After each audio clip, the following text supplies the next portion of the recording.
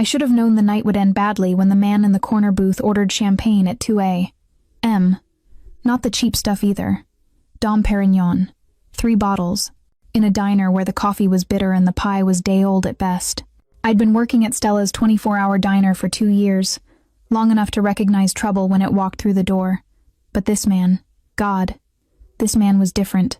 He moved like violence wrapped in expensive fabric, like thunder waiting to break. Table 6 needs their check, Rita called from behind the counter, but I was already watching him. Dark hair swept back from a face too sharp to be merely handsome. A black suit that probably cost more than my car. And eyes, Christ. Those eyes that tracked every movement in the room like a predator counting prey. 3 men sat with him, each built like they could snap me in half.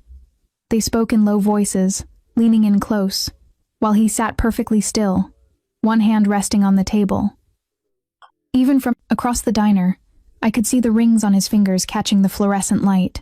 You gonna stare all night, or you gonna take their order? Rita's elbow jabbed my ribs. I grabbed my notepad and crossed the checkered floor, my sneakers squeaking against the linoleum. My heart hammered against my ribs with each step, though I couldn't explain why. Men in suits came through here all the time. Lawyers, businessmen, insomniacs with money to burn. But none of them had ever made the air feel heavy just by breathing. I stopped at their table, pen poised. "What can I get you, gentlemen?" The 3 men went silent. The one closest to me had a scar running down his jaw. He looked at me like I was already a problem he might need to solve. But the man in the center, the one who'd been watching the room, he turned those dark eyes on me, and I forgot how to breathe. "Coffee," he said. His voice was low, textured like smoke and gravel. "Black." "Same for us," Scarface grunted. I scribbled. "The order," trying to ignore the way my hands wanted to shake. "Anything else?" "Actually." The dark-eyed man tilted his head, studying me with an intensity that felt like being X-rayed. "You look intelligent. Let me ask you something." One of his men snorted. The man silenced him with a single glance. "I run a business," he continued, his lips curving into something that wasn't quite a smile. "Recently I've encountered a problem. My associates believe we should expand into new territory. Take what isn't ours. Use force to establish dominance." He leaned back, fingers drumming against the table. "What would you do?" I blinked. "Are you serious? Are you serious?" "Deadly." The word hung between us, and I realized he meant it literally. This was a test. A game. He expected me to fumble, to give some naive answer he could laugh about later with his men. But I'd grown up watching my father's restaurant fail because he refused to adapt. I'd seen him lose everything, trying to compete with chains that had more money and less soul. "You don't take territory," I heard myself say. "You make them want to give it to you." His drumming fingers stopped. "Excuse me?" I should have walked away, brought their coffee, minded my own damn business. But something in his eyes, some flicker of genuine curiosity, made me continue. "Force makes enemies. If you want lasting power, you need loyalty. You find out what the people in that territory need, what they're not getting from whoever runs it now. Then you provide it. Better prices, better protection, better opportunities." I met his gaze directly. "You don't take power.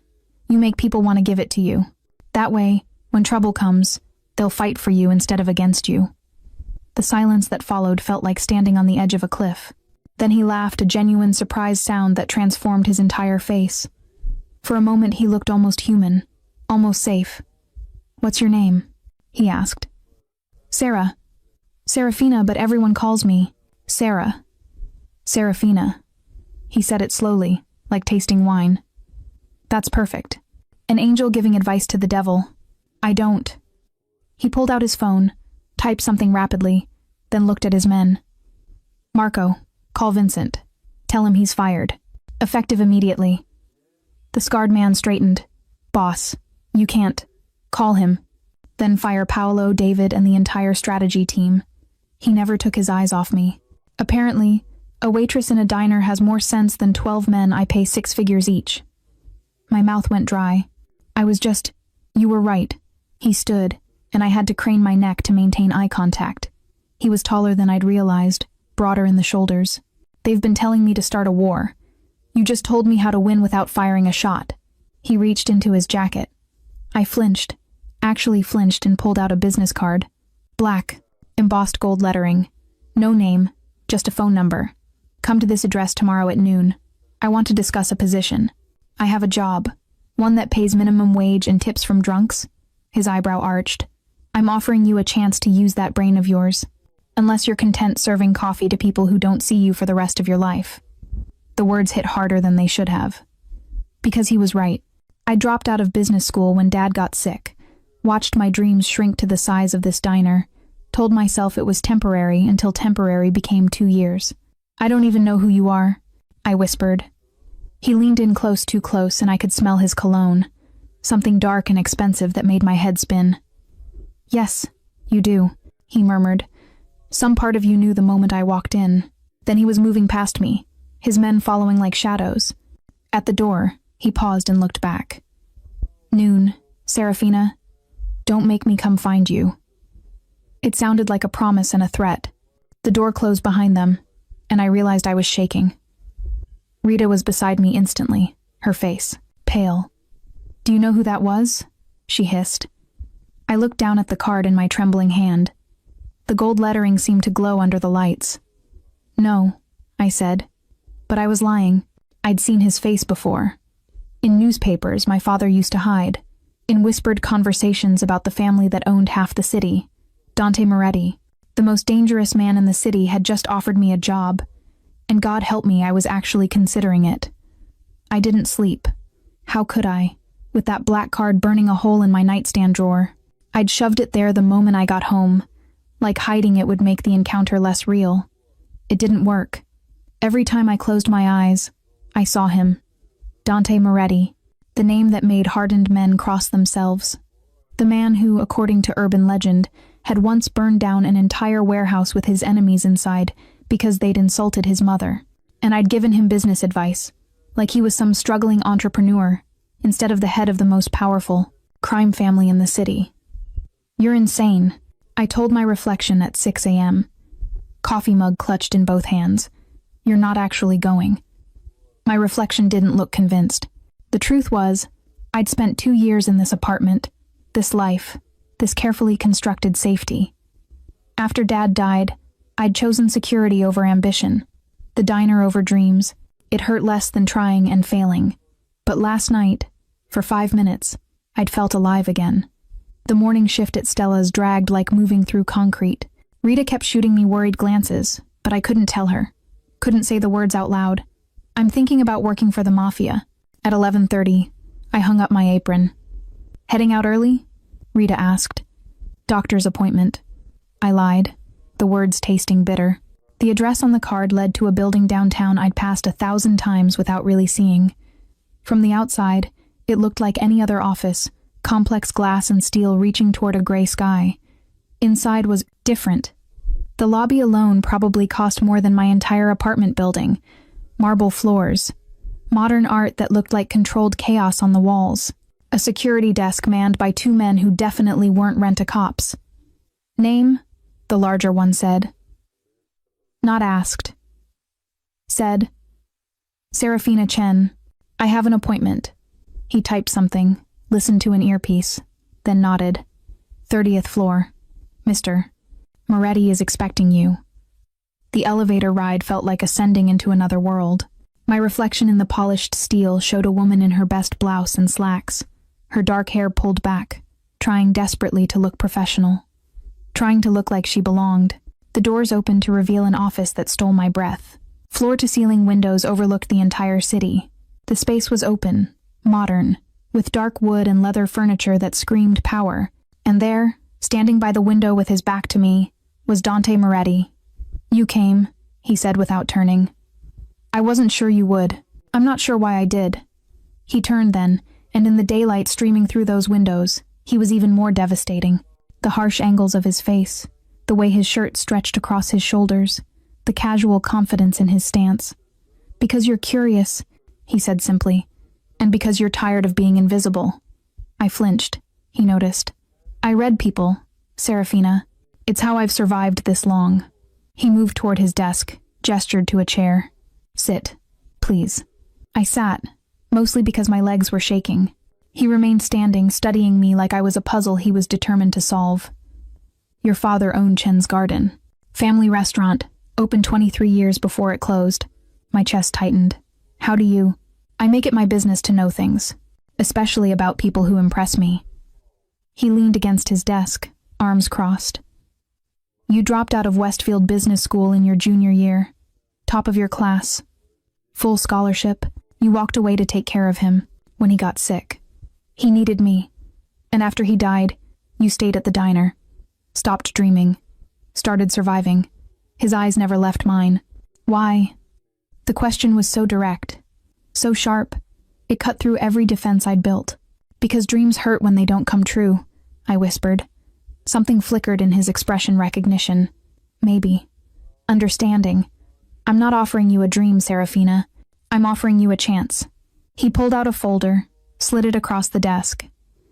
This is my legitimate business portfolio. Hotels, restaurants, real estate development, the legal side of my empire. I opened the folder with trembling hands. The numbers inside made my head spin. Millions in revenue. Hundreds of employees.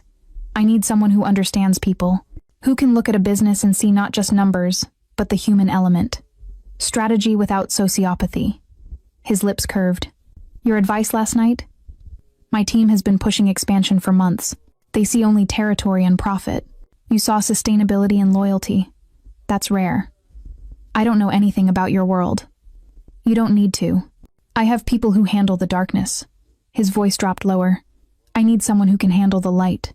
I should have stood up, walked out, gone back to my safe, small life.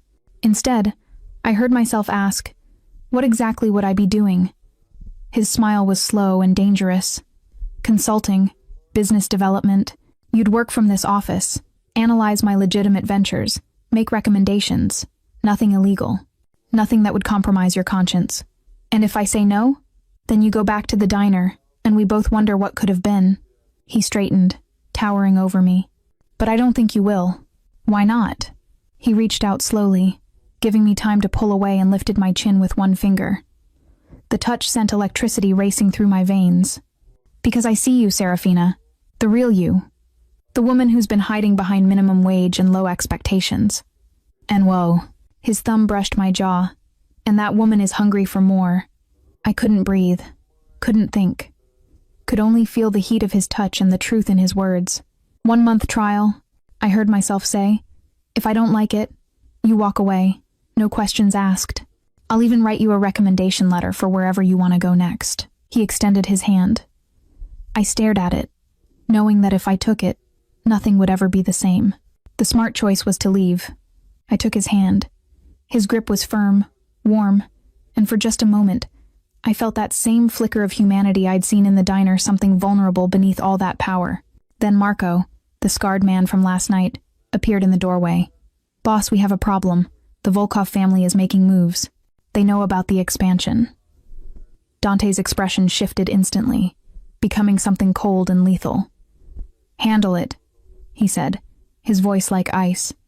Marco hesitated. They want a meeting. Tonight. They're threatening. I said handle it. Dante's hand was still holding mine, but the man before me had transformed into something terrifying. By any means necessary. Marco nodded and disappeared. The warmth in Dante's eyes had vanished, replaced by the predator I'd sensed last night. He released my hand, moved to the window, shoulders tense. You should go, he said quietly. My assistant will have paperwork for you to sign. Start Monday. Dante, go, Serafina. He didn't turn around. Before you see something that changes your mind. I stood on shaking legs, moved toward the door, then looked back. He was a silhouette against the city he ruled, alone with his violence and his choices, and I'd just agreed to enter his world. What the hell had I done? Monday arrived with the kind of cold rain that felt personal. I stood outside the building at 8:45 a.m., my new portfolio bag clutched against my chest like armor, professional attire, confident posture, the mask of someone who belonged in this world. Underneath, I was terrified. Miss Chen? A woman in her 50s appeared beside me, umbrella extended. I'm Elena, Mr. Moretti's executive assistant. Welcome. She was efficient, elegant, and radiated the kind of unshakable calm that came from surviving chaos. As we rode the elevator, she briefed me in rapid-fire details. Your office is on 29. Full access to all legitimate business files. Mr. Moretti expects a preliminary analysis of the hotel division by Friday. Any questions? Come to me first. The boss is occupied today. Something in her tone made me ask, occupied how? Her smile was paper-thin. With matters you don't need to concern yourself with. The 29th floor was bustling with activity. People in suits moved with purpose, phones pressed to ears, tablets glowing in their hands. It looked like any other corporate office, except for the way everyone went silent when I walked past. My office was smaller than Dante's, but still beautiful. Windows, overlooking the city, a desk that probably cost more than my first car, and a computer loaded with files that made my business school education seem suddenly very relevant. I dove in, grateful for the distraction. Chen's garden had failed because Dad refused to adapt. These businesses, Moretti Hotels, Sapphire Restaurant Group, Moretti Development, they were thriving because someone understood evolution. But the files showed inefficiencies, redundancies, small cuts that could save millions. I was 3 hours deep in spreadsheets when Elena appeared in my doorway. Mr. Moretti would like to see you. 30th floor. Now. My stomach dropped. Is something wrong? That's not for me to say. The ride up one floor felt like ascending to judgment. The elevator doors opened to reveal Dante's office, but transformed. The lights were dimmer, classical music played softly, and the furniture had been rearranged, creating an intimate seating area by the windows. Dante stood there in shirt sleeves, his jacket discarded, tie loosened. He looked exhausted and somehow more dangerous for it. Serafina. He gestured to the couch. Sit. Please. We need to talk. I sat, my heart hammering. If this is about my qualifications, it's about Friday night. I blinked. I don't understand. He poured 2 glasses of whiskey from a crystal decanter, handed me one. The Volkov family. The threat Marco mentioned. It's escalated. What does that have to do with me? Everything. He sat across from me, elbows on his knees, the glass dangling from his fingers. They know I hired you. They're questioning why a Mafia boss needs a business consultant. They think you're something else. Something more. The whiskey burned going down. More? More. They think you matter to me. His eyes met mine, and the intensity there stole my breath. They think you're leverage. The words hung between us, heavy with implication. But I'm not, I said weakly. I'm just an employee. Are you? He leaned forward, and suddenly the space between us felt like nothing. Because I've been thinking about you since Friday night. The way you stood up to me. The way you saw solutions where my team saw only violence. The way you looked at me like I was human instead of a monster. My throat went dry. Dante, there's a charity gala this Friday. Business leaders, politicians, everyone who matters in this city. The Volkovs will be there. He set down his glass. I need you to come with me. As my date. You're insane. Probably. A ghost of a smile touched his lips. But if they see you with me publicly, they'll think twice about using you as leverage. You become untouchable, protected by association, or a bigger target, not with me beside you. The words were a promise, absolute and unwavering. I protect what's mine, Serafina, and right now, whether you like it or not, you're part of my world. That makes you mine to protect. The possessiveness in his voice should have terrified me. Instead, it sent heat racing through my veins. This is crazy, I whispered. We barely know each other. Then let's fix that. He stood, extended his hand. Have dinner with me, tonight. Not business, just us. Every rational thought screamed at me to refuse. But I took his hand, let him pull me up, suddenly close enough to feel his body heat. One dinner, I said, but I'm not promising anything. His smile was devastating. I wouldn't expect you to. Dinner was at Luminosa, a restaurant so exclusive it didn't have a sign. We sat in a private room with soft lighting and music that felt like silk. Dante had changed into a fresh suit, his hair still damp from a shower. He looked less like a mafia boss and more like a man trying very hard to be normal. Tell me about your father, he said over wine that probably cost more than my weekly salary. So I did. The stories poured out Dad's terrible jokes, His stubborn pride, the way he'd sung off key while cooking, the grief I'd buried beneath survival. Dante listened like every word mattered, and when I finally stopped, embarrassed by how much I'd shared, he reached across the table and took my hand. "He'd be proud of you," he said quietly. "Starting over, taking risks, that takes strength. Is that what you did? Take risks?" His expression darkened. "I inherited a war. My father died when I was 23, and every family in the city wanted to carve up his territory. I had a choice, be weak and die, or become something they feared. So you became a monster?" "I became what was necessary." He released my hand, leaned back. "But sometimes, late at night, I wonder what I could have been. If I'd had a choice.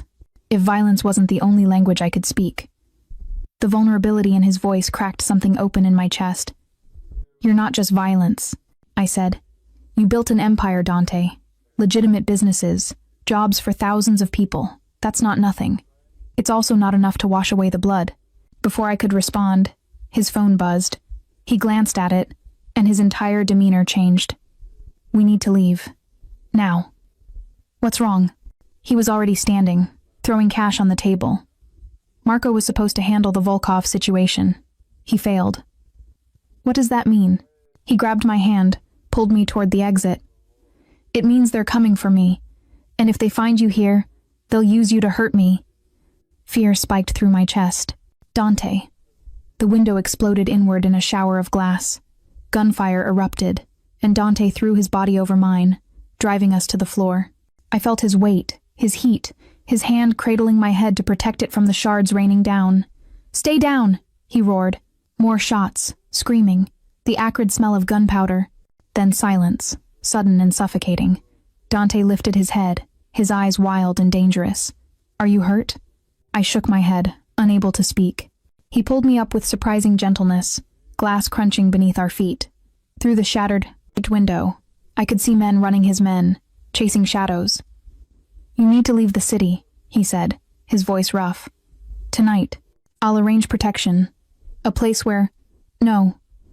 He stared at me like I'd lost my mind. "Serafina, you said I was yours to protect."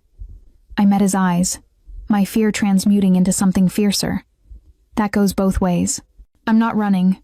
This isn't a game. These men will kill you to hurt me. Then don't let them." I grabbed his shirt, pulled him closer. "You want me in your world? Then show me all of it. Not just the safe parts. All of it." For a moment, I saw the war in his eyes, the desire to protect me and the need to keep me close, fighting for dominance. Then he kissed me. It was desperate and claiming and tasted like danger. His hands cupped my face like I was precious and breakable. But his mouth moved over mine like he was starving. When he pulled back, we were both breathing hard. "You have no idea what you're asking for," he whispered. "Then show me." His smile was dark and beautiful. "Be careful what you wish for, Angel." Sirens wailed in the distance, drawing closer, and I realized, standing in a room full of shattered glass and the smell of gunpowder, that I'd just crossed a line I could never uncross. I was no longer just working for Dante Moretti. I was falling for him, and in his world, that might be the most dangerous thing I'd ever done. Dante's penthouse was a fortress disguised as luxury. We arrived after midnight, flanked by 4 armed men who melted into the shadows the moment we crossed the threshold. The space was enormous, all dark wood, leather furniture, and windows that turned the city into a glittering backdrop. "Wait here," Dante said, his voice clipped and controlled. He disappeared down a hallway, already on his phone, issuing orders in rapid Italian. I stood in the center of the living room, glass still clinging to my hair, my hands shaking from adrenaline. The kiss had been real. The bullets had been real. This was all horrifyingly, dangerously real. "Drink this." A woman appeared from nowhere, pressing a tumbler of amber liquid into my hands. She was young, maybe my age, with sharp eyes and a gun holster visible beneath her jacket. "It'll help with the shock." I drank. It burned perfectly. "I'm Lucia," she said, "part of Mr. Moretti's personal security. You're Serafina. Word travels fast." Her smile was knowing. "In this world? Always. You should know what happened tonight? That was a warning shot. They could have killed you both if they wanted to." My blood went cold. Then why didn't they? Because they want him to suffer first, to know what's coming. She glanced toward the hallway where Dante had vanished. The boss has enemies. Lots of them. But the Volkovs? They're different. They don't just want territory. They want revenge. For what? That's not my story to tell. Lucia checked her phone, nodded to herself. I'm staying outside your door tonight. Try to sleep. Tomorrow's going to be intense. She disappeared as silently as she'd arrived. I wandered through the penthouse, too wired to sit still. The kitchen was pristine, clearly unused. The bookshelves held leather-bound volumes and framed photographs. A younger Dante with an older man who had the same sharp eyes, the same dangerous grace. His father, I realized. The man who'd left him a war. He taught me everything. I spun around. Dante stood in the doorway, tie gone, shirt unbuttoned at the collar. He looked exhausted and predatory all at once. Sorry. I was just... It's fine. He moved to a bar cart, poured himself whiskey. That picture was taken 6 months before he died. Heart attack. Sudden. He was meeting with the Volkov patriarch when it happened. I'm sorry. Don't be. He was a bastard. Cruel. Calculating. But he loved me in his way. Dante swirled the liquid in his glass. Viktor Volkov, the patriarch, he blamed my family. Said the stress of the meeting killed his old friend. But the truth is, they were never friends. Just enemies who hadn't started shooting yet. And now his son wants revenge? Alexei Volkov wants war. He's young, ambitious, and stupid enough to think he can win. Dante's eyes met mine across the room. He's also right about one thing. I am vulnerable now. Because of me. Because of what you make me feel. The confession was raw, unguarded. I've spent 15 years building walls, becoming someone nothing can touch. And then you walked into that diner, looked me in the eye, and told me I was doing everything wrong. My heart hammered against my ribs. Dante. You should be terrified of me, Serafina. Everyone else is. But you stood in that restaurant covered in glass and told me you weren't running. He set down his glass, moved closer. Why? The truth sat on my tongue. Impossible and terrifying. Because when I'm with you, I don't feel invisible anymore, I whispered. Because you see me, the real me, not the girl, serving coffee. Not the failure who gave up on her dreams. You see who I could be. He was directly in front of me now, close enough that I could see the flecks of gold in his dark eyes, the faint scar above his eyebrow. Do you know what I see? His hand came up, fingers ghosting along my jaw. I see someone brave enough to tell the truth, strong enough to stand in fire and not burn, beautiful enough to make me forget why I shouldn't care. Should you care? No. His thumb brushed my lower lip. It's a liability, a weakness. In my world, caring gets you killed. Then stop caring. I can't. The words were anguished. Believe me, I've tried. But you're in my blood now, Serafina, and I'm selfish enough to keep you there, even knowing the danger. He kissed me again, slower this time. Less desperation, more inevitability. His hand slid into my hair, tilting my head back, and I melted into him like I'd been waiting my whole life for this moment. When we broke apart, his forehead rested against mine. Stay tonight, he said quietly. Not because of danger, not because of the Volkovs. Just stay. I should have said no. Should have demanded he take me home, back to my safe, separate life. Instead, I nodded. He gave me one of his shirts to sleep in. It smelled like him, dark spice and danger, and fell to my mid-thighs. I stood in his guest room, staring at my reflection, wondering who this woman was. She looked like me, but she felt like someone braver. A knock at the door made me jump. Come in. Dante entered carrying a first aid kit. You have a cut. On your arm. From the glass. I looked down and saw the thin line of blood I hadn't noticed in the chaos. Sit, he commanded gently. I sat on the edge of the bed, and he knelt before me, this powerful, dangerous man on his knees, and carefully cleaned the wound.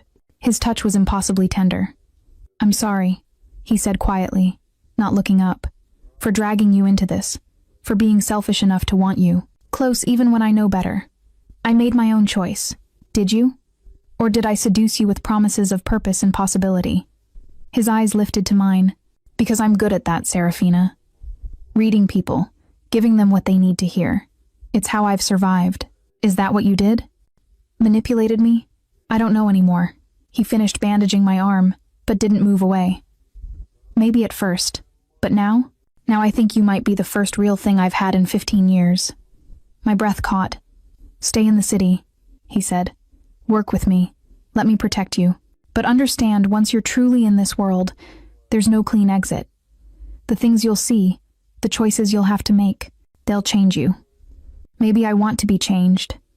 His smile was sad and beautiful. Then God help us both. He stood, moved toward the door, then paused. I sleep 2 doors down. If you need anything. Dante? He turned back. I'm not afraid of you. You should be, he said quietly. Because I'm falling for you, Angel. And when men like me fall, we drag everyone down with us. The door closed, leaving me alone with the truth. I was falling too. And tomorrow, Dante's world would show me exactly how dangerous that was.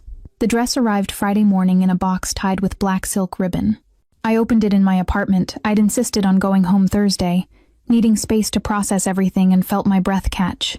Deep emerald silk, backless, with a slit that ran dangerously high, elegant and provocative all at once.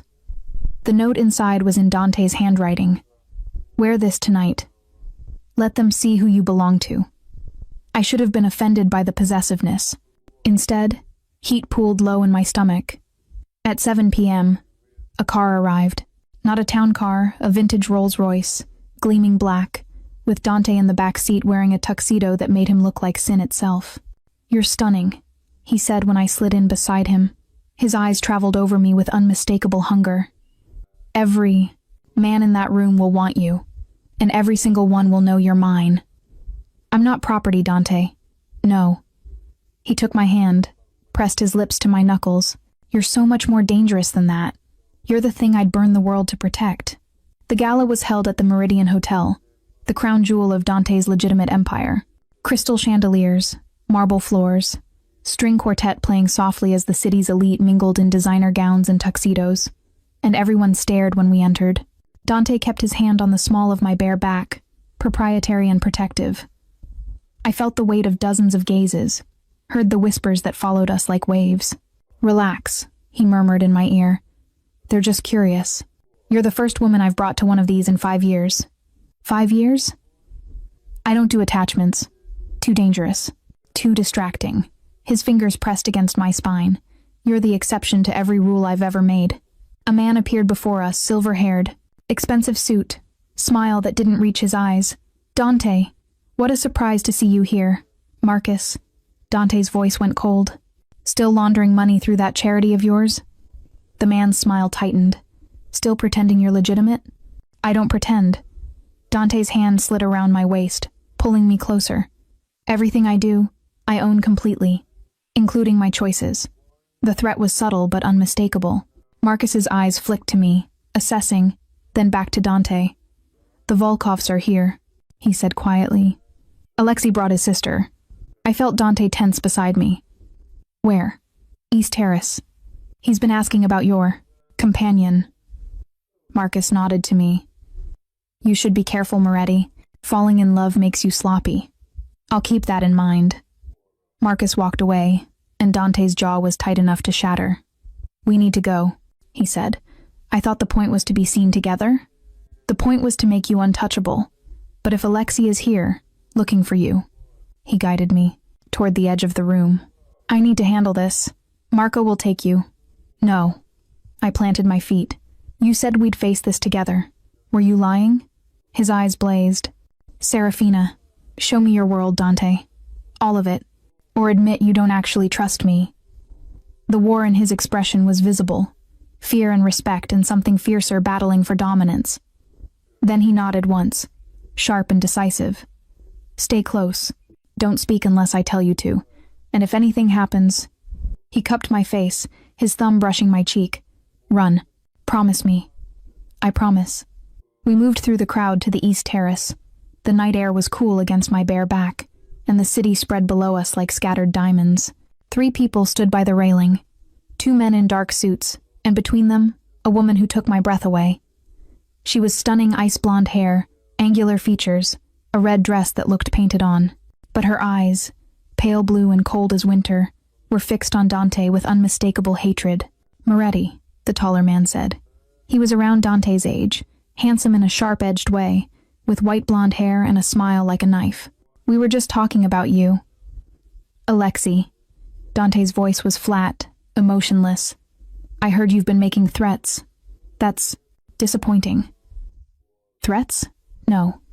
Alexei's gaze slid to me, and I felt exposed, evaluated, merely expressing concern. You've been distracted lately, making unusual choices, hiring civilians, attending galas instead of handling business. My business is handled. Is it? Because from where I stand, you look weak, compromised. Alexei took a step forward. My father always said your father was a sentimental fool. Looks like it runs in the family. The temperature on the terrace seemed to drop 10 degrees. Your father, Dante said softly, died choking on his own blood after he tried to move against mine. I watched it happen. Want to guess who stopped calling the ambulance? The blonde woman gasped. You're lying.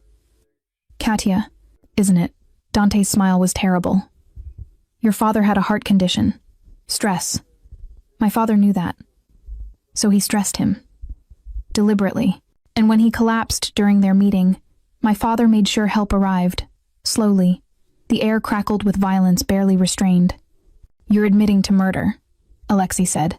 I'm admitting to strategy. Your father was weak. A liability. My father removed him. Dante's hand tightened on my waist. The question is, are you stupid enough to repeat his mistakes, or smart enough to walk away? Walk away? Alexei laughed, the sound sharp and dangerous. You've lost your mind, Moretti.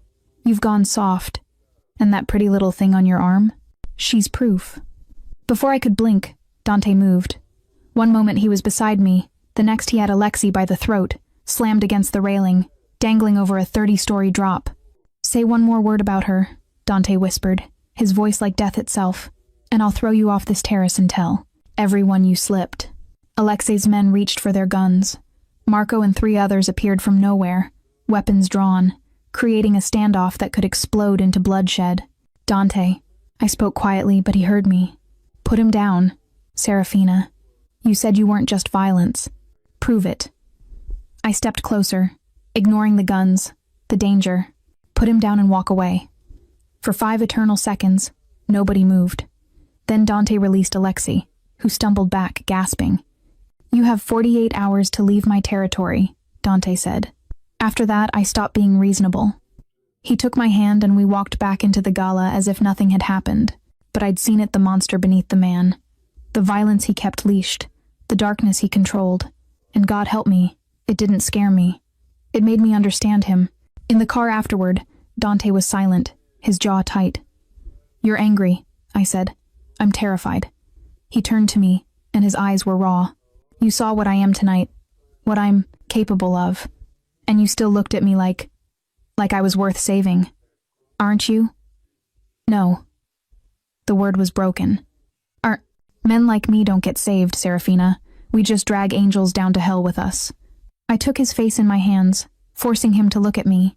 Then maybe, I whispered, I want to burn. He kissed me desperately, and I knew we both knew we'd passed the point of no return. Sunday morning, I woke to my apartment door being kicked open. I bolted upright, heart pounding, as 3 men in black tactical gear swarmed my bedroom. I opened my mouth to scream, FBI. Serafina Chen, stay where you are. The lead agent flashed a badge. Agent Sarah Torres. You're not under arrest. Yet. But we need to talk about Dante Moretti. My blood turned to ice. They didn't touch me, didn't threaten, just stood there while Agent Torres pulled up a chair and sat, studying me with sharp, assessing eyes. You've been working for Moretti for 2 weeks, attending his events, sleeping in a penthouse. She rattled off dates, locations, details that made my stomach churn. What I can't figure out is whether you're complicit or a victim. I'm a business consultant. Everything I do is legal. Is it? She pulled out a tablet, showed me photos. Dante meeting with known criminals, money transfers, documents with my electronic signature authorizing payments to shell corporations. I never signed those, I whispered. Your login credentials did. 3 days ago. A transfer of $5 million to an offshore account linked to a weapons dealer. The room spun. Someone's setting you up, Miss Chen. Or Moretti is. Either way, you're looking at conspiracy charges, money laundering, accessory to arms trafficking. Torres leaned forward. Unless you cooperate. You want me to inform on him. I want you to help us build a case. Wear a wire, document conversations. Give us enough to bring down his entire operation. Her expression softened slightly. I've seen this before. Smart. Woman. Legitimate job. Gets pulled into a criminal's orbit. You think he cares about you, but men like Moretti, they only care about power. My hands were shaking. And if I say no, then you go to prison with him. Your choice. She left a card with a phone number. You have 48 hours. Call me, or the next time we meet, you'll be in handcuffs. The door closed behind them, and I collapsed onto my bed, mind racing. Someone was framing me. But who? And why? My phone buzzed. Dante, need to see you. Now. It's urgent. I should have called the FBI. Should have run as far and fast as possible. Instead, I got dressed and went to him. Dante's office was chaos when I arrived. Papers everywhere, Marco shouting into a phone in Russian, Lucia at a laptop, fingers flying over keys, and Dante, standing by the window, radiating barely controlled fury. Tell me you didn't authorize a $5 million transfer on Friday, he said without turning. My heart sank. The FBI showed me. Documents. They think I did. He spun around. The FBI was at your apartment? This morning. They think I'm laundering money for you. I moved closer. Dante, someone forged my signature. Used my credentials. I'm being set up. By who? I don't know. You're the one with enemies. Marco hung up, crossed to Dante. Boss, it's worse. That money? It went to Vadim Sokolov, arms dealer. He supplies the Volkovs. The pieces clicked together in my mind. They're framing both of us, making it look like I'm your accomplice in arming your enemies. Which means the Volkovs have someone inside my organization. Dante's hands clenched into fists. Someone with access to our systems. Someone who could forge Serafina's credentials and make it look authentic. There's only 3 people with that level of access, Lucia said quietly. You, Marco, and Elena. Silence fell like a guillotine. Elena's been with me for 20 years, Dante said. And Marco? I asked. Marco's face went red. I would die for this family. You know that, boss. I do. Dante's voice was cold as death, which means we have a problem. Someone I trust is betraying me, and they're using Serafina to do it. He crossed to me, took my shoulders. Did the FBI ask you to wear a wire? I nodded. And? I came here instead. Something shifted in his expression, relief and fear, and something tender. They'll threaten you with prison. With everything. And they're not wrong, Serafina. If they can prove you authorized that transfer, you'll do time. Then prove I didn't. How? Your credentials were used. Your signature is on the documents. He released me, turned away. Unless we find out who framed you, you're going down with me. Then find out. I moved in front of him, forced him to look at me. You have resources, power, people. Use them. And if I can't, if the evidence is too solid, the question hung between us, heavy with implications. Then I guess we burn together, I said softly. His kiss was desperate, claiming, tasting like goodbye. When he pulled back, his forehead rested against mine. I'm going to fix this, he promised. Whatever it takes, even if I have to burn my entire organization to the ground. Dante, Marco's phone buzzed. He looked at the screen and went pale. Boss, we have a bigger problem. He turned the phone around, showing a news alert. Federal investigation into Moretti Empire. CEO's girlfriend linked to illegal arms deal below it. A photo of me and Dante at the gala, looking intimate and clearly together. They leaked it. Lucia breathed. The FBI leaked the investigation to the press, which meant I was officially public. Target and liability rolled into one. They're trying to pressure you, Dante said. Make you a public scandal so you'll flip on me to save your reputation. Will it work? He studied me, and I saw the war in his eyes, the desire to trust me fighting against years of paranoid survival. I don't know, he said honestly. Everyone has a breaking point, even you. The words hurt more than they should have. Get out. My voice was steady despite the breaking of my heart. If you don't trust me, then this was all a lie. The connection, the promises, everything. Serafina, I said get out. Tears burned my eyes. Or I will, and I'll take the FBI up on their offer. At least they're honest about using me. For a moment, I thought he'd fight, argue, prove me wrong. Instead, he walked out, and I was left alone in his office, surrounded by his empire, wondering how love and betrayal could taste so identical. I lasted 6 hours before I broke, not from fear, not from pressure, but from the corrosive uncertainty that ate at me in Dante's absence. Agent Torres answered on the first ring. I was wondering when you'd call. I need to know something first, I said, pacing my apartment. If I cooperate, if I give you everything, what happens to him? Moretti goes to prison, probably for life. And if I don't? You go to prison. He walks, eventually. Men like him always do. She paused. Is he worth it, Miss Chen? Worth throwing away your entire future? I looked at the business card Dante had given me that first night, black, gold lettering, the number I'd called that changed everything. I don't know, I whispered. Then let me help you figure it out. Meet me, tomorrow, just to talk. No commitment, no wire, nothing official. Just talk. I should have said no. Should have called Dante, warned him. Instead, I agreed. That night I dreamed of my father. We were in Chen's garden, but it was burning. Flames licked up the walls while Dad stood in the center, calm and sad. You always choose wrong, Sarah, he said. You stayed when you should have left. Now you'll leave when you should stay. I don't understand. You will. When it's too late. I woke gasping, sheets twisted around me. Dante's shirt, the one he'd given me to sleep in, soaked with sweat. My phone showed 3 missed calls. All from Dante. I didn't call back.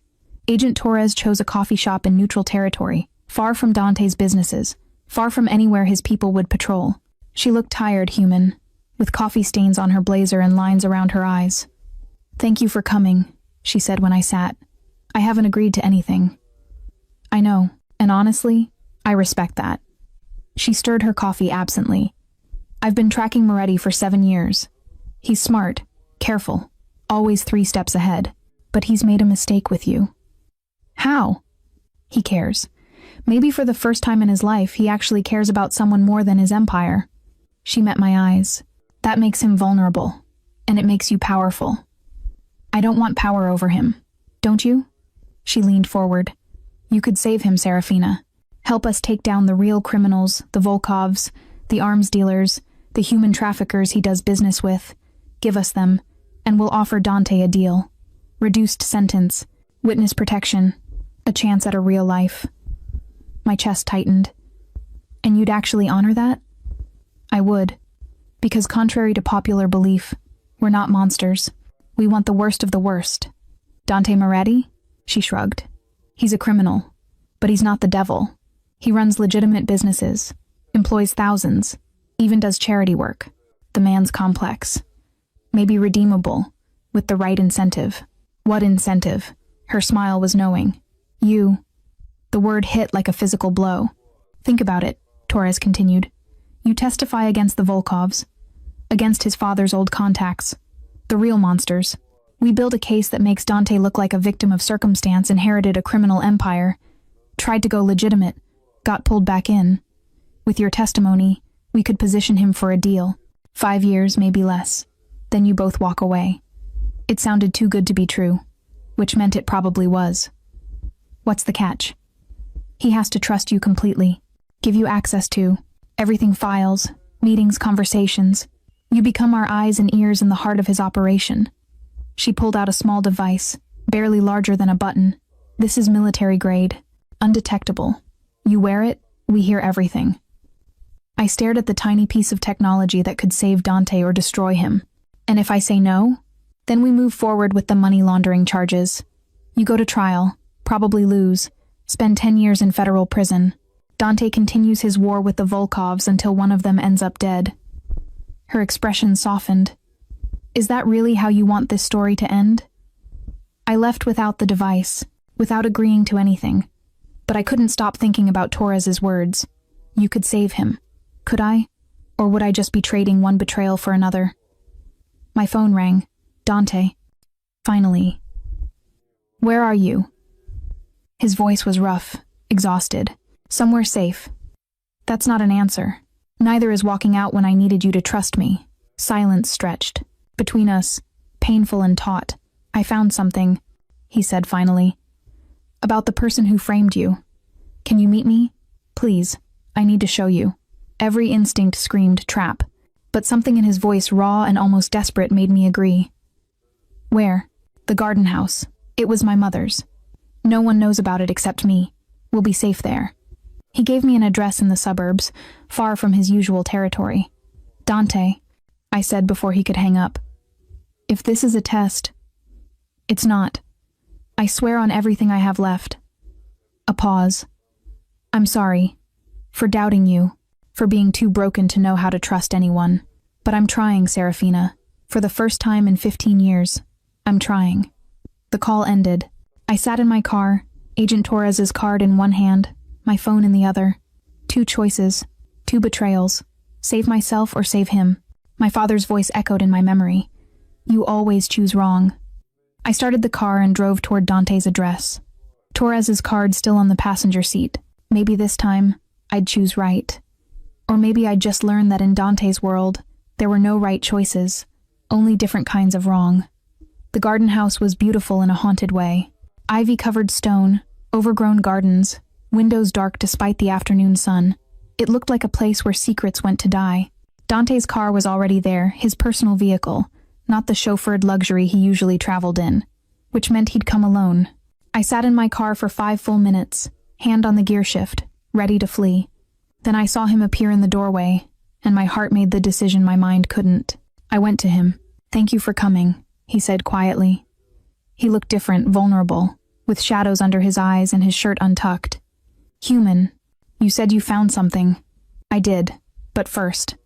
He reached for me, hesitated. I need you to know I'm sorry. For everything. For dragging you into my world. For doubting you. For being too damaged to know how to love someone, without destroying them. Dante, let me finish. His hand cupped my cheek. You were right. I didn't trust you. Because trusting means being vulnerable. And vulnerable means dead in my world. But you're not my world, Serafina. You're the escape from it. The proof that I'm still human underneath all this blood. His words cracked something open in my chest. Show me what you found, I whispered. He led me inside, through rooms filled with dust and memories. Photographs on the walls, a beautiful woman with Dante's eyes, a young boy learning to smile before he learned to survive. In what used to be a study, he had a laptop set up, files spread across a desk. I had Lucia run a deep analysis of the system breach, he said, pulling up data. Someone accessed your credentials at 2:47 a.m. on Friday. But here's what's interesting. They used a device connected to my private network, which means they were physically in my building. Okay. More than that, they accessed files only. 3 people can reach. Me, Marco, and Elena. He pulled up security footage. This is the camera outside Elena's office at 2:45 a.m. The video showed a figure entering, dressed in black, face obscured. Now watch. He fast-forwarded. The figure emerged 15 minutes later, and in the brief second they adjusted their hood. The camera caught a profile. My blood went cold. It was Marco. He's been with me since we were teenagers, Dante said, his voice hollow. Grew up together, fought together. I would have died for him, and he sold me out to the Volkovs. Are you sure? He's not here. Disappeared this morning. Cleaned out his accounts. Erased his digital footprint. He's gone, Serafina, and he took evidence that could have cleared you with him. I sank into a chair, the weight of it crushing. Why would he betray you? Money? Fear? The Volkovs probably offered him something I couldn't. Dante's laugh was bitter. Or maybe he just got tired of watching me build an empire while he stayed a soldier. Doesn't matter. What matters is you're still in danger. The FBI has their evidence. Marco won't testify on your behalf, and the Volkovs now know every weak point in my organization. What are you going to do? His eyes met mine, and I saw the decision there, cold and absolute. I'm going to end this, tonight. The Volkovs, the investigation, all of it. How? By giving the FBI what they want. Not you, never you, but someone to take the fall. Someone who can tie the money laundering to Marco and the Volkovs. Understanding dawned terrible and inevitable. You're going to turn yourself in. No, I'm going to turn in my father's empire. The parts I never cleaned up, the businesses I kept running out of obligation. I'll hand the FBI a case so airtight they'll forget all about you. He came to me, knelt before my chair. You'll be free. Serafina. Clear name, no charges, no connection to any of this. And you? I'll survive. I always do. But his smile was sad, though probably from a prison cell this time. No. I grabbed his shirt, pulled him closer. You're not doing this. I won't let you sacrifice yourself for me. It's not sacrifice if it's the only thing that matters. His hands framed my face. You made me want to be better, to build something clean. For the first time in my life, I looked in the mirror and saw a man instead of a monster. That's because of you. Tears burned my eyes. Dante. But I can't be that man if you're in prison. Can't be anything if I lose you. He kissed me softly. So I'm choosing you over the Empire. Over everything. Because you're the first good thing I've ever had. There has to be another way. There isn't. Not one that keeps you safe. He stood, pulled me up with him. I've already called my lawyer. By midnight tonight, the FBI will have enough evidence to indict 15 people: arms dealers, money launderers, corrupt officials. Everything that made my father's empire dirty. In exchange, they'll clear you completely and give me a reduced sentence. How reduced? 7 years. Maybe 5 with good behavior. 5 years. An eternity. A blink. I'll wait, I heard myself say. He laughed, broken and beautiful. No, you won't. You'll rebuild your life. Go back to school. Start that business you always wanted. Fall in love with someone who doesn't have blood on his hands. I'm already in love with someone who does. The words hung between us, confession and condemnation all at once. Dante's expression shattered. Don't love me, Serafina. I'm not worth it. Too late. I kissed him, desperate and claiming, trying to memorize everything, the taste of him, the feel of his hands in my hair, the way he held me like I was precious and breakable. When we broke apart, both breathing hard, the air felt charged with finality. Stay with me tonight, he whispered. Just tonight. Tomorrow I'll turn myself in. But tonight. Let me pretend I get to keep you. I should have said no. Should have protected my heart from the inevitable breaking. Instead, I nodded. Because I'd already chosen him over safety, over sense, over everything that should have mattered. And if we only had one night before the world came crashing down, I was going to burn bright enough to remember forever. That night, the garden house felt like a world outside time. Dante built a fire in the ancient fireplace while I explored his mother's things books in Italian, photographs of a life before violence, a music box that played a haunting melody when opened. She loved this place, Dante said, watching me from across the room. Bought it with money she saved before marrying my father. Her sanctuary. He never came here. Why not? Because she asked him not to, and for all his cruelty, he loved her enough to honor that. Dante poured wine into crystal glasses. She died when I was 14. Cancer. Fast and brutal. After she was gone, Dad became something colder, more ruthless, like her death. Took whatever humanity he had left. I joined him on the couch, accepted the wine. Is that what you're afraid of? Becoming him? I already am him. Was born into his legacy, shaped by his choices, built an empire on his foundation. He stared into the fire. But you make me want to be something else. Someone she'd be proud of. Then be that person. How? By going to prison? By destroying everything I've built? By choosing love over power.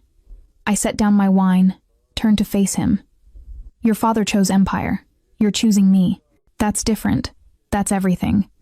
He looked at me like I was both salvation and impossibility. I don't know how to be soft, how to be normal. All I know is control and violence. Then I'll teach you. I took his hand. Starting now. Just for tonight, let go of everything. Be just Dante. Not Moretti, not the boss, not your father's son, just you. Something shifted in his eyes, fear and longing and desperate hope. I don't know who that is anymore. Then let's find out. I kissed him slowly, not desperate or claiming, but exploratory, learning the shape of him without the weight of danger pressing down. His lips were softer than I expected, his hands tentative as they settled on my waist. Serafina, he breathed against my mouth. If we do this, then we do it completely. No walls, no masks, no pretending. I pulled back to look at him. I want all of you, Dante, even the broken parts, especially those. The walls crumbled. He kissed me like drowning, like salvation, like I was the only thing keeping him tethered to humanity. His hands mapped my body with reverence, learning every curve and hollow. When he pulled me onto his lap, I felt his heartbeat racing against mine. He paused, vulnerability naked on his face. I've never let anyone see me like this, without armor. I'm honored. You should be terrified. I am. I framed his face with my hands, but I'm more terrified of losing you. So tonight let me have you, all of you, before the world takes you away. He carried me upstairs to a bedroom that smelled of lavender and memories. Moonlight streamed through the windows, painting everything silver and shadow. When he laid me on the bed, his hands were shaking. I want to be gentle with you, he whispered, but I don't know how. I've been hard and cold for so long. Then let me show you. I pulled him down, kissed him slowly, teaching him the rhythm of tenderness with my body. His touch was cautious at first, reverent, like I might shatter. But gradually, the dam broke. The darkness and the light intertwined his controlled power, meeting my willing surrender. He worshipped me with hands and mouth, memorizing every gasp and shiver. And when we finally came together, it felt like breaking and being made whole simultaneously. Look at me, I whispered. Stay with me. His eyes locked on mine, dark and burning. Always, even when I can't. The promise shattered us both. Afterward, we lay tangled in sheets and moonlight, his fingers tracing idle patterns on my skin. Tell me about her, I said quietly. Your mother. She was strong, stronger than anyone gave her credit for. She knew what my father was, what his world would do to me, but she tried to protect me anyway. His voice was rough with old grief. Used to say that everyone has a choice. Even in darkness, you can choose to be light. She was right, was she? Because I chose darkness. Every single time. Until me. Until you. He pulled me closer. You're my mother's redemption. The proof that her son could choose differently, even if it's too late. It's not too late, isn't it? Tomorrow I surrender. Tomorrow everything ends. I lifted my head, met his eyes. Then tonight never ends. Right now in this moment we're infinite. That's enough. He kissed me again, and this time it tasted like goodbye and forever tangled together. We made love twice more before dawn, once desperate, trying to stop time, with our bodies, and once achingly tender, memorizing each other for the years ahead. As the sun began to rise, painting the room in shades of gold, Dante held me close. I need to tell you something, he said. About the deal with the FBI. My heart stuttered. What about it? The reduced sentence? It's conditional. I have to testify against the Volkovs. Put them away for life. Which means they'll come after me in prison. I'll probably be dead within a year. The world stopped. No. You didn't tell me that, because you wouldn't have let me do it. And it's the only way, Serafina. The only way you stay safe. If the Volkovs go away, their vendetta dies with them. You'll be untouchable. Tears streamed down my face. I don't want to be safe if it means losing you. You're not losing me. You're letting me be something better than I was. You're letting me choose you over survival. He wiped my tears with his thumbs. This is my redemption, Angel. Let me have it. I wanted to scream, to beg, to find some other way. But looking into his eyes, seeing the peace there, the first real peace I'd ever seen in him, I understood. This was his choice, and respecting it was the only way to truly love him. Promise me something, I whispered. Anything. Fight. In prison, against the Volkovs, against fate fight to survive.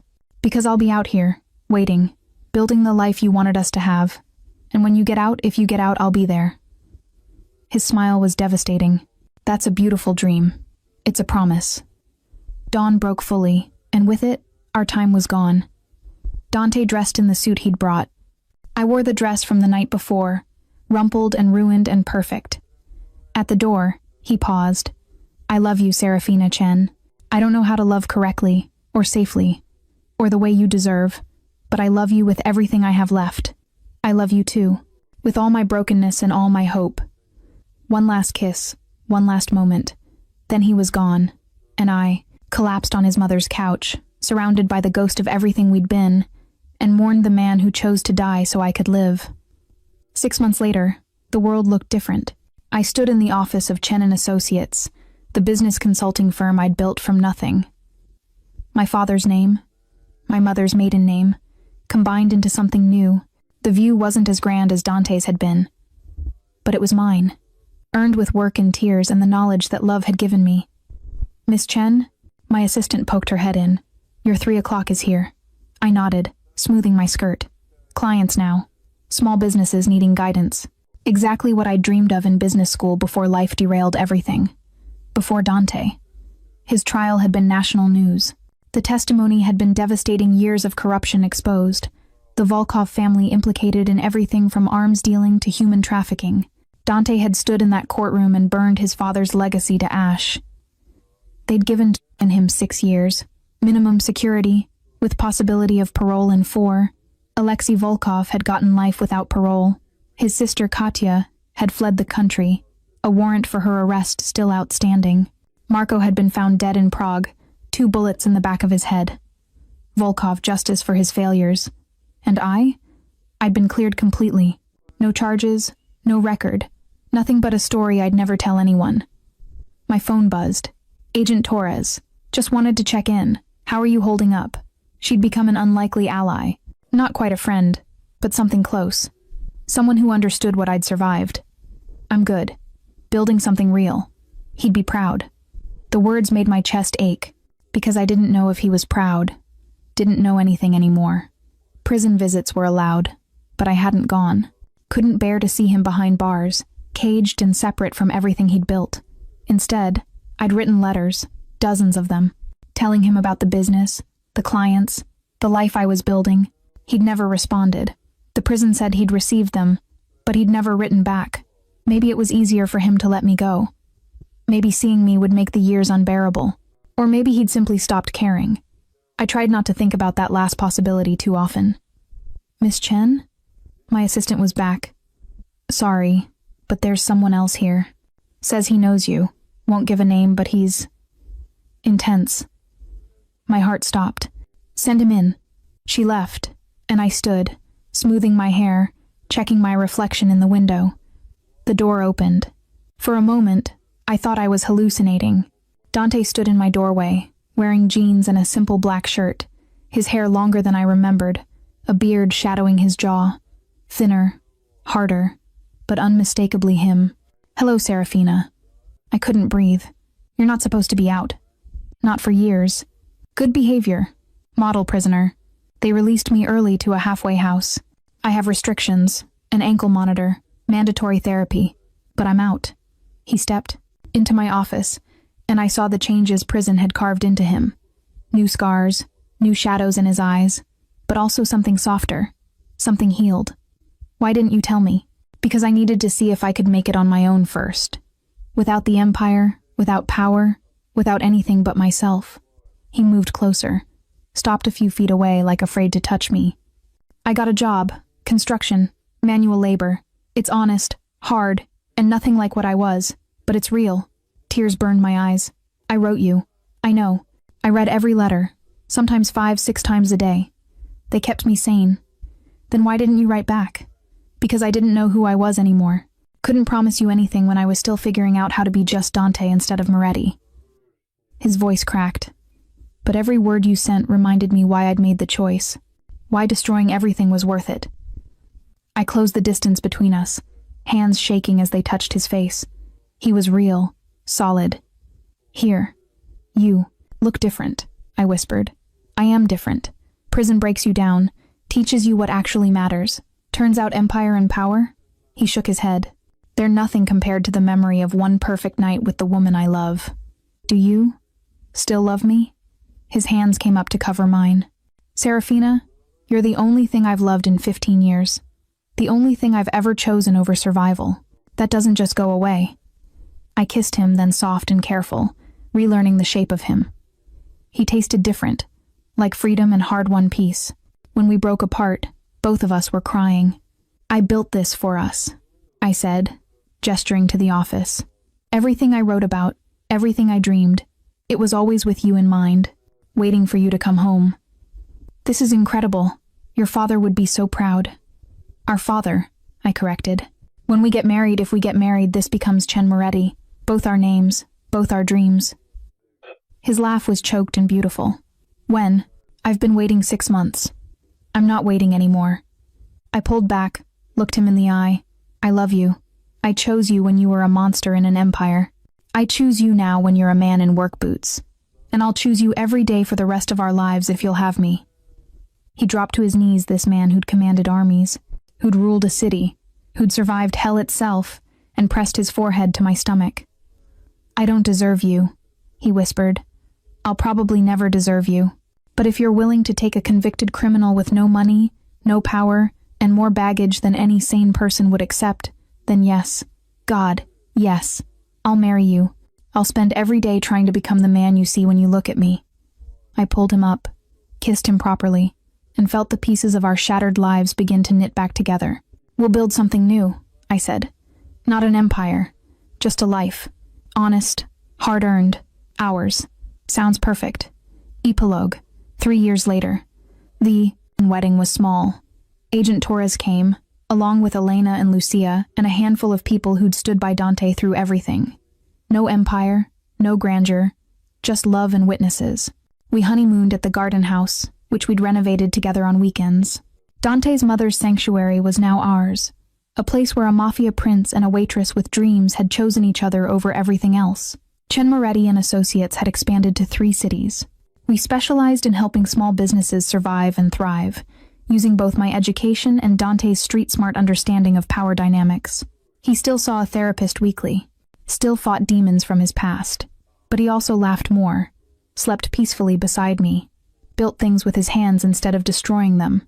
The FBI had kept their word, full pardons for both of us in exchange for testimony that had dismantled 2 criminal empires. We were free, clean, legitimate. Sometimes, late at night, Dante would hold me close and whisper, I still can't believe you chose me.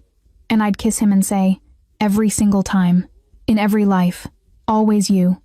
Because that was the truth. Love hadn't saved us. We'd saved each other.